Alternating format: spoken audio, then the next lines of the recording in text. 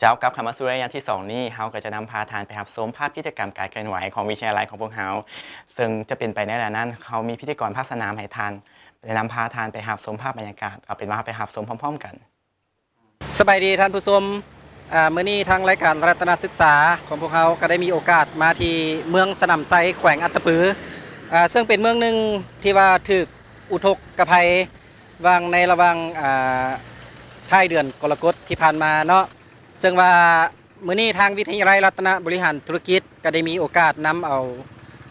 เครื่องช่วยเหลือจะเป็นเครื่องบรรเทาทุกข์เนาะมาช่วยประชาชนอยู่ที่เมืองสนามไซโดยเฉพาะแม่นบ้านหินลาดเป็น1 ใน 6บ้านที่ว่าเป้าหมายของพวกเขาได้เดินทางมาช่วยเหลือครั้งนี้ซึ่งว่าในการเดินทางนั้นทางวิทยาลัยรัตนบริหารธุรกิจก็ร่วมเดินทางกับขบวนการสหพันธ์กีฬาออฟโรดนครหลวงเวียงจันทร์สมทบกันแต่ว่าในนามวิทยาลัยรัตนบริหารธุรกิจของพวกเขาก็ได้มีเครื่องเฉพาะที่ได้ระดมจากนักศึกษาและก็คณะครูอาจารย์เนาะได้มาเกี่ยมมาช่วยเหลือทางบ้านหินลาดแต่ว่าก่อนที่ว่าพวกเขาจะไปมอบเครื่องนั้นในระหว่างการเดินทางก็มีอุปสรรคเล็กน้อยในการเดินทางก็ค่อนข้างยากในระหว่างการเดินทางพวกเขาก็มาพักเซาอยู่ที่แขวงสารวันเนาะอยู่ที่ตัดเลาะแขวงสารวันและเมื่อตอนเช้าของวันที่29พวกเขาก็สืบต่อเดินทางมาที่แขวงอัตตปือโดยเฉพาะกับที่เมืองสนามไซอยู่ที่โรงเรียนมัธยมศึกษาสมบูรณ์สนามไซซึ่งเป็นบ่อนที่ประชาชนที่ถูกอุทกภัยเพื่อนได้อพยพเข้ามาพักอยู่นี่สัวขาวและในวันที่29นี้เขาก็ได้เดินทางมาฮอดที่นี่แต่ว่าช่วงระยะนี้เขาสิให้ท่านผู้ชมไปรับชมภาพบรรยากาศในการเดินทางจากนครหลวงเวียงจันทร์มาว่าเป็นเท่าไหร่ในระหว่างวันที่25-27กรกฎาคมผ่านมานี้ประธานอำนวยการวิทยาลัยรัตนบริหารธุรกิจได้แจ้งไปยังครอบครัวครูอาจารย์นักศึกษาและ3องค์การจัดตั้งมหาชนวิทยาลัยรัตนบริหารธุรกิจเพื่อเต้าโฮมระดมน้ำใจบริจาควัตถุสิ่งของเครื่องนุ่งห่มข้าวสารอาหารแห้งน้ำดื่มและอื่นๆที่จำเป็นเพื่อนำไปช่วยเหลือประชาชนที่ประสบภัยน้ำท่วมที่เมืองสนามไซแขวงอัตตปือด้วยน้ำใจแห่งความอบเอื้ออารีความสามัคคีหักแพงช่วยเหลือซึ่งกันและกันของคนลาวก็คือครอบครัวครูอาจารย์นักศึกษาและองค์การจัดตั้งมหาชนวิทยาลัยรัตนบริหารธุรกิจได้พร้อมกันนำเอาวัตถุสิ่งของเข้ามาสมทบอยู่ที่วิทยาลัยรัตนบริหารธุรกิจกันอย่างต่อเนื่องพร้อมนั้นคณะพิศอบก็ได้กาเกี่ยมเมียนมัดจัดให้เป็นระเบียบเพียบพร้อยเพื่อความสะดวกในการเดินทางฝนเทลงมาเป็นหาหลายคืนหลายวันเขื่อนเสเปียนเสน้ำน้อยนั้นบ่อาจกันแห่งสายทาลามวลน้ำมากมายเป็นสายสุดทางลงมาพัดเอาเหือนสารให้นาสูญเสียสีวาน้ำตาไหลนองส่งใจไปใต้แขวงอัตตปือช่วยคนละไม่ละมือบริจาควัตถุสิ่งของ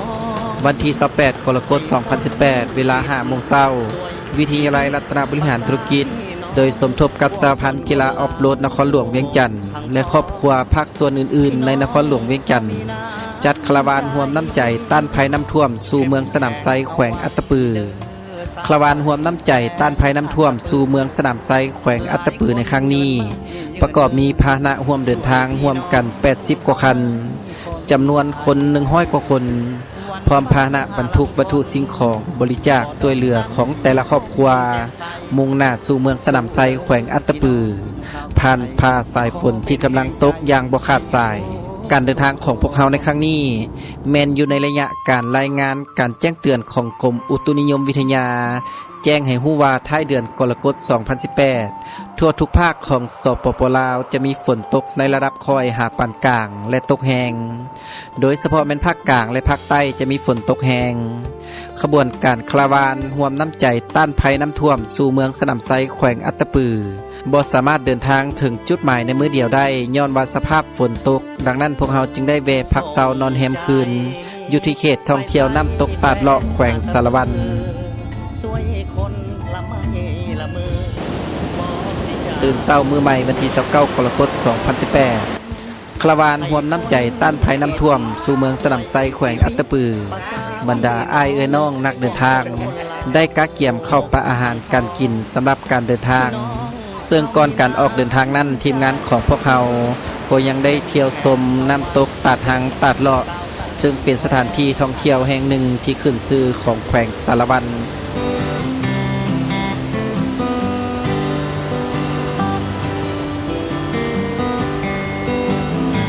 น้ำตกตาดเลาะแม่นกำเนิดมาจากแม่น้ำเซเซตที่มีต้นกำเนิดจากแขวงเซกองน้ำตกมีความสูงประมาณ10 เมตรตั้งอยู่บ้านเศษวังเมืองและแขวงสารวันห่างจากเทศบาลเมืองประมาณ18 กิโลเมตร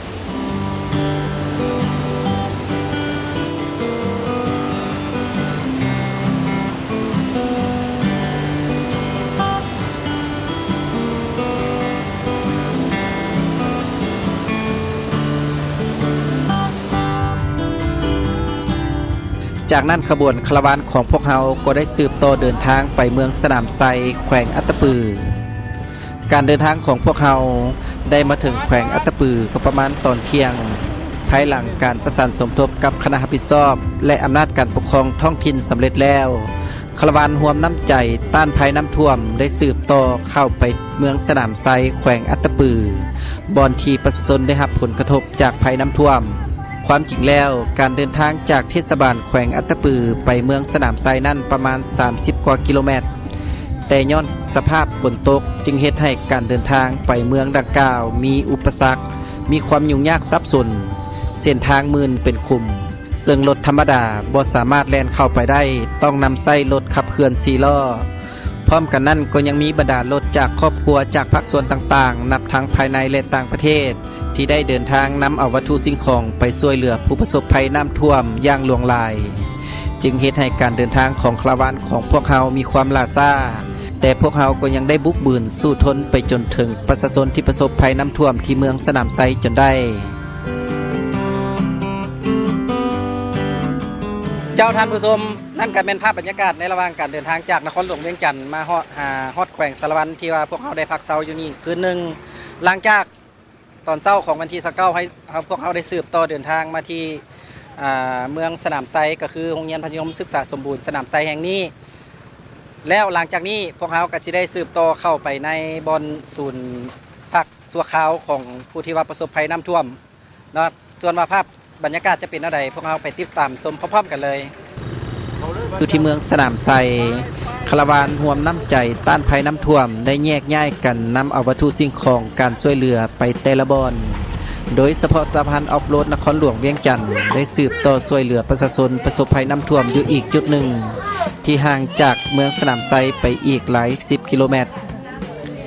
ส่วนวิทยาลัยรัตนบริหารธุรกิจแมนได้นำเอาวัตถุสิ่งของต่างๆช่วยเหลือประชาชนจุดเต้าโฮมผู้ประสบภัยน้ำท่วมโรงเรียนมัธยมศึกษาสมบูรณ์สนามไซแขวงอัตตปือนี่ก็ถือว่าพวกเราได้เข้าถึงจุดหมายที่พวกเราต้องการให้ความช่วยเหลือผู้ประสบภัยน้ำท่วม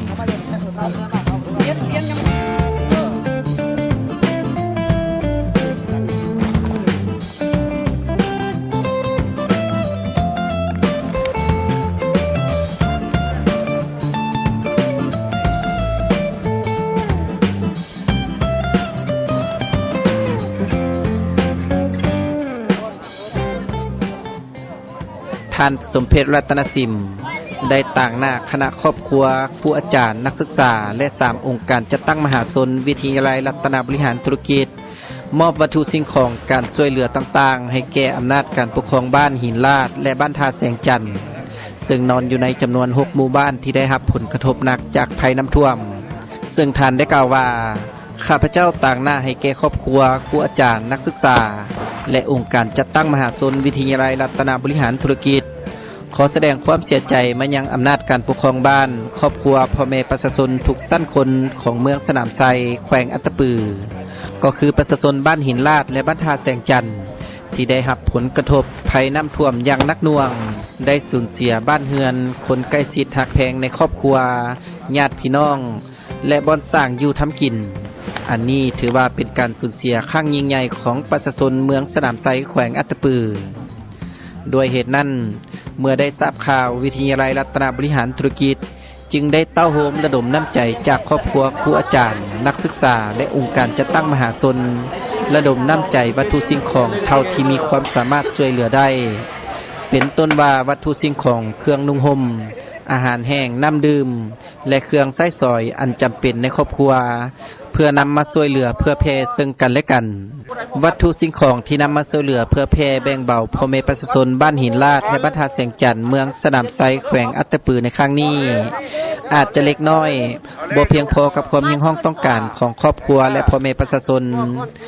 ก็ถือว่าเป็นน้ำใจที่เอื้อเฟื้อเพื่อแผ่ช่วยเหลือซึ่งกันและกันจากคณะครูอาจารย์นักศึกษาวิทยาลัยรัตนบริหารธุรกิจโดยเฉพาะก็แม่นครอบครัวของท่านสมเพชรและนางโพธิ์ทองรัตนสิม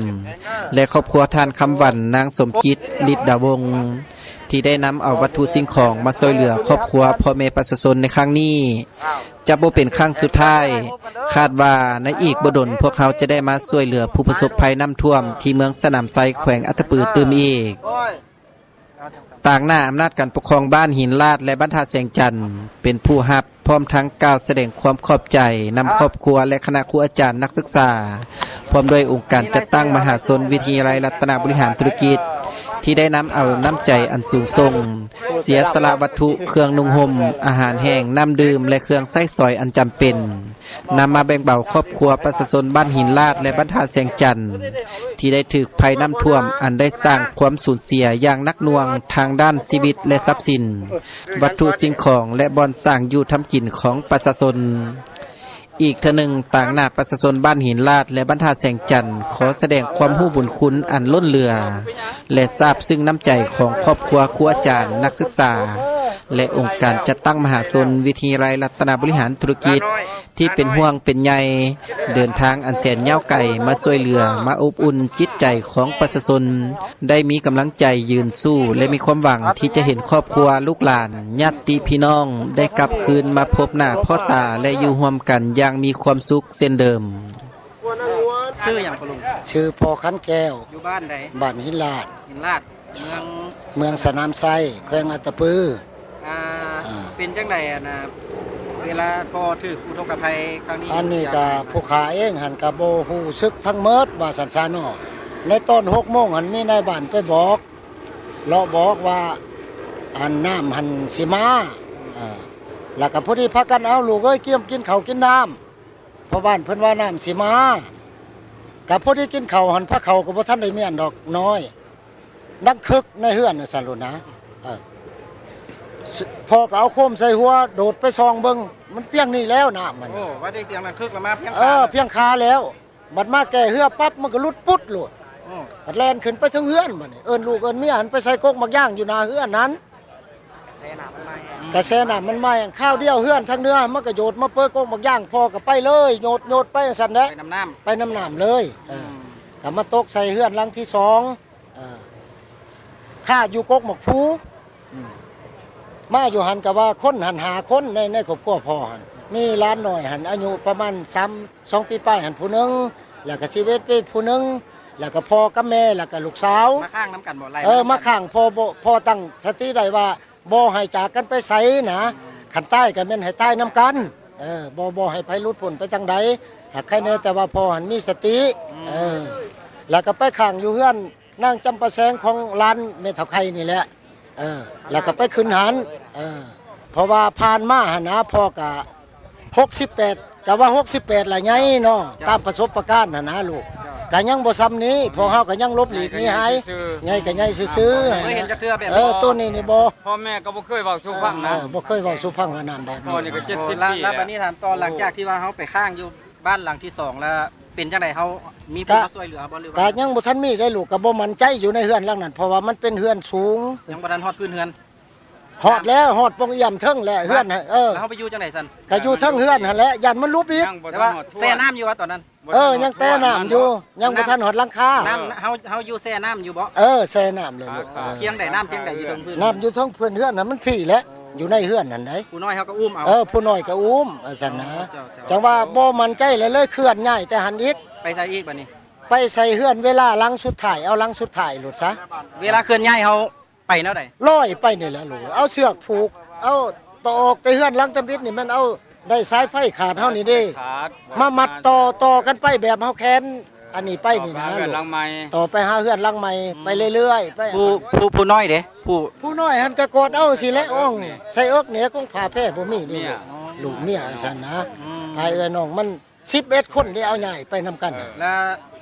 เฮ็ดจังได๋สุดท้ายเฮาจังว่ามีผู้ไปซอยเหลือเฮาบ่เฮาจังมา ถือว่าก็ บ่ปลอดภัย จนแจ้งจนหุงได้ลูกได้ เฮาไปอยู่บันไดบ่สุด ก็ ท้าย อยู่หลังคาเฮือนสุดท้าย ต่อมา ไป อีก อยู่หลังคาเนาะ อยู่หลังสุดท้าย หลังคาเบิด อยู่แต่หลังคาเบิดบ่ได้อยู่ดอกอันนั้นนี่ เพิ่นเอาเรือไปช่วยบ่นั่น เพิ่นเอาเฮือไปสวย แจ้งมาพี่ เพื่อพวก 11 12โมงก็เว้นพี่ ถือว่าครอบครัวเฮาปลอดภัยหมดทุกคน ครอบครัวนี่ปลอดภัยลูกปลอดภัยบ่มีไผมีแต่แม่หันเจ็บ เจ้า สังกะสีบาด บัวลูก อยู่ที่ศูนย์ต้อนรับผู้ประสบภัยน้ำท่วมโรงเรียนมัธยมศึกษาสมบูรณ์สนามไซนอกจากจะมีการลำเลียงวัตถุสิ่งของเครื่องช่วยเหลือประชาชนผู้ประสบภัยน้ำท่วมทางบกแล้ว ทางอากาศก็เป็นอีกภาคส่วนหนึ่งที่สำคัญในการลำเลียงขนส่งวัตถุสิ่งของการช่วยเหลือด้วยยนต์ของกองทัพอากาศ เพื่อให้ความสะดวกว่องไวและเข้าถึงประชาชนอยู่ศูนย์ต้อนรับอย่างท่วงทัน นอกจากนั้นก็ยังได้ลำเลียงวัตถุสิ่งของการช่วยเหลือไปมอบส่งประชาชนอีกจำนวนหนึ่งอยู่เทิงภูซึ่งเขาเจ้าเหล่านั้นบ่สามารถลงมาอยู่ศูนย์เบื้องลุ่มได้ในเวลานี้ แล้วตอนนี้เป็นเครื่องบินที่ว่าขนเครื่องช่วยเหลือของกองทัพเป็นได้ออกมากำลังขนเครื่องมาช่วยเหลือเพิ่มเติมอยู่ที่โรงเรียนมัธยมสมบูรณ์สนามไซเนาะเมืองสนามไซซึ่งว่าในขณะที่ทีมงานของวิทยาลัยรัตนบริหารธุรกิจก็ได้เดินทางมาช่วยเหลือกำลังช่วยเหลือแล้วก็ยังมีภาคส่วนที่ว่าเครื่องบินคนลำเลียงอุปกรณ์อาจจะเป็นอุปกรณ์ช่วยเหลือเนาะตอนนี้เนาะหรือว่าเป็นเครื่องบรรเทาทุกข์ผู้ที่ประสบอุทกภัยเนาะเขาจะมาสัมภาษณ์อีกผู้หนึ่งที่ว่าเพิ่นเกิดความสูญเสียทางด้านชีวิตในครอบครัวของเพิ่นเนาะขอสัมภาษณ์ชื่ออย่าง ข้าพเจ้าเองซื้อบอยเนาะอยู่บ้านหินดาดเมืองสนามไส้แข้งอัตปือหลังจากที่ว่าเหตุการณ์เกิดขึ้นข้าพเจ้าเองก็ได้สูญเสียลูกชายทั้งสองผู้กกนั่นแม่น3 ปีกับ2 เดือน แล้วผู้ที่2ลูกหลานแม่น1 ปีกับ8 เดือนเนาะเหตุการณ์ที่ว่ามันเกิดขึ้นกับบ่คาดคิดดอกอ้ายเพราะว่าน้องเองกำลังกินข้าวแดงหลังจากกินข้าวแดงแล้วลูกทั้งสองก็นอน ในตอนนั้นกระแสน้ำบ่ทันมาเลยแต่ว่าก็ได้ยินเสียงพ่อบ้านยังเพิ่นแจ้งบอกอยู่แต่ว่าก็ว่าท่านมีความเสื่อมเทื่อเพราะว่าน้องก็เองก็เคยเห็นแบบว่าน้ำแกงน้ำฝนที่สร้างขนาดโดยแล้วหลังจากที่ว่าลูกชายนอนแล้วลุกขึ้นมาอีกเทื่อนึงน้ำขึ้นสูงแล้ว มีเหตุการณ์อย่างที่ว่าเป็นร่างสังหรณ์เพราะว่าน้ำสิมาหรือมีผู้มาแจ้งเตือนก่อนบ่ ก็มีเขาเจ้าอพยพอยู่แบบว่า เห็น คน อยู่ คนหมูคนเป็ดคนไก่สังขึ้นไปที่ คือว่า สูง เพิ่นก็แจ้งได้แล้วเนาะ แจ้งแน่แล้วโดย แต่ว่าเฮาเป็นตอนนั้นเฮาบ่ทันได้ขนบ่ทันได้เกี่ยมพร้อม บ่ทันได้เกียมพร้อมหยังเลยน้องกำลังกินข้าวแดง อืม โดยหลังจากที่ว่ามาได้หากินหาอยากในแคมป์2แคมป์4นะ ครอบครัวอยู่จักคน 4 คน สี่ นะ คนมี โดย ลูก2คน โดย แล้วเป็นจังไดเวลาน้ำมาปึ๊บเขาเอาลูกบ่ทันเลยบ่นั่น เอาท่านอยู่ไอ้ในส่วนนั้นน้องก็คิดว่าจะเพิ่งเพื่อนหันได้เนาะ จ้ะ เดี๋ยวก็เลยอุ้มลูกหั่นจากเพื่อนของน้องเองไป คิดว่าเฮาสามารถอยู่เฮือนนั้นได้ โดย คิว่าน้ำมาซะมีสิบ่ไปหยัง โดย ซะ น้อง คิดว่ามันสิปลอดภัย โดยน้องก็บ่คิดว่ามันสิมาแห้งปานนั้นน้ำนะหลังจากที่ว่าเพื่อนมันสุดแล้วน้องก็เลยโลดจากเพื่อนกอดลูกกับเมียคนละคน มันสุดลงเลยบ่ โดยต้นจากตีนเสาแล้วก็น้องก็โลดกอดได้ลูกผู้ละคนกับเมีย ปั่นลูกคนละคน โดย เนาะ โดดร้อยน้ำแต่ว่าสู่กระแสน้ำบ่ แต่ ได้ ว่าตอนนั้นลอยแล้วว่าซั่นซะ โดยร้อยแล้ มี ว แต่ลอยตีนบ่ถึงพื้นละ โดยบ่เทิงแล้ว ไปเพิ่งต้นไม้ต้นหนึงก็เพิ่งบ่ได้เพราะว่ากระแสน้ำ ตอนนั้น แล้ว ลู ก็ ก คอด ยังอยู่นำเฮาบ่ไป โด นอน ย ต้นไม้ ยังอยู่แล้วไปเพิ่งเฮือนหลังหนึงก็เพิ่งบ่ได้เฮือนหลังแบบว่ามันต้านน้ำไว้ได้อ้ายก็คิดว่าสิเพิ่งได้ไปแล้วก็หลังจากนั้นแล้วกกใหม่มันล้มแล้วน้ำกระแสน้ำมันพัดน้องลงพื้นหลังจากนั้นน้องก็หลุดมือแล้วลูกก็หลุดมือไปเลย ในช่วงระยะที่ว่าลูกหลุดจากมือเฮาตอนนั้นจิตใจเฮาเป็นแนวใด น้องก็คิดว่าสิเอาชีวิตบ่รอดกันเพราะว่าก็ต้นไม้มันหนีบน้องไว้หลังจากที่ว่าน้องฟื้นขึ้นมาจากน้ำนะมีค้อนไม้อันหนึงมาซุบใส่ขี้แห่น้องก็แทบสิบ่รอดนะโดย ก็ เมื่ แล้ อ วย โดย แต่ว่าไม่ มีค้อนไม้มาซุบเข้าขี้แห่ก็เมื่อยแบบ แต่ว่าตอนนั้นเมียกับลูกอีกผู้หนึงคนละทางแล้วบ่ ไปแล้วลูกคนผู้สุดท้ายไปแล้วเมียปล่อยหลุดมือไปแล้วตั้งแต่ ต้นโหลดเทื่อน มือเมียก่อนลูกที่ผู้ที่อยู่นำเฮาอีก โดย ผู้นั้นรุดก่อน โด เนาะ ยขั้นมากระแสน้ำมันบ่พัดแห้งลูกของน้องอาจจะบ่ลดมือ น้ำมาแห้ง โดยแห้งมันมีแต่น้ำอย่างเดียวใครที่ใหญ่มีทั้งค้อนใหม่จะมันมาแต่ไสน้องก็บ่เคยเห็น หลังจากที่ว่าได้ขอนไม้เฮาดึงขอนไม้แล้วอยู่น้ำขอนไม้เห็นเลยบ่ บ่อ้ายมันสิมีกระแสน้ำมาอีกแบบ2ทางเลยสูงอีดีได้อ้าย อืม แล้วก็พัดจากค้อนตัวนั้นไปเพิ่งต้นไม้หลายต้นคือกัน ขอนไม้ เพื่อจะแจ้ง สัวสิมีคนไปซอย โดย ไป จนแจ้งแล้วอาจจะมีคนไปซอย หลังจากที่ว่าเพิ่งต้นไม้ปุ๊บกับพ่อขอแต่ภาวนา อืม ขอให้รอดให้มีชีวิต นึกถึงภาวนา โดย สิ่งศักดิ์สิทธิ์เนาะ โดยแม่นแล้ว ตอนนั้นก็เมียก็บ่ฮู้ว่าอยู่จุดใด บ่ฮู้อ้ายตื่นเช้ามาพี่จังเห็นห้องสักการแก้วก็แต่ว่าก็บ่ทันมั่นใจว่าเป็นลูกเป็นเมียเพราะว่ามันหลายคนที่ว่าเพิ่งต้นไม้ มีคนไปซอยเพิ่นเอามาไว้จุดใด อยู่บ้านสมองเหนือ ตัวนั้นน้ำบ่ท่วม ท่วมคือกันอ้ายแต่ว่ากระแสน้ำมันสิบ่แห้ง เพิ่นเอามาอยู่หันก่อน โดย แล้วก็ยังก็เห็นคนกลับมาอยู่หันหลาย หลายอ้ายทั้งห้องทั้งหายได้อ้ายเอ้ยคันอ้ายเห็นสภาพตอนครั้งแรกหันมันสิกว่านี้ อืม สภาพมันเหมือนตายทั้งเป็นเลยทั้งคิดน้ำลูกทั้งคิดน้ำชีวิตตัวเอง